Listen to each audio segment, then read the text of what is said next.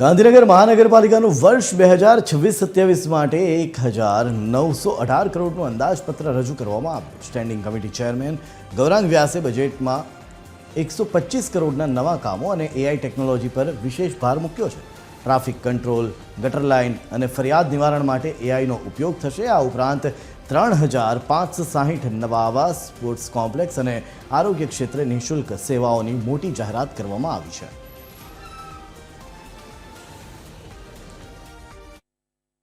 ICCC આપણું ખૂબ જ સરસ છે. ત્યાં આગળ આપણી ઘણી બધી સુવિધાઓ સ્માર્ટ સિટી રિલેટેડ આપણે ગત વર્ષો દરમિયાન પૂરી કરી રહ્યા છીએ.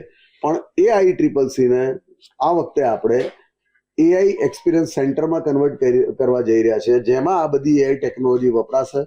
જીવન જરૂરિયાતની જે વસ્તુઓ છે, સ્કાડા ટેકનોલોજી ગટરમાં પાણીમાં ઉપયોગ કરવામાં આવશે અને એનો ફ્લો ક્યાં જશે, કેટલો જશે, કઈ સ્પીડે જશે, સેન્સરો પણ મૂકવામાં આવશે, જેથી કરીને એક લેવલથી ઉપર ગટર ઉભરાય તો એને ઉભરાતા પહેલા, બહાર આવતા પહેલા પણ આપણને ઇન્ટિમેશન ICCC પર મળે.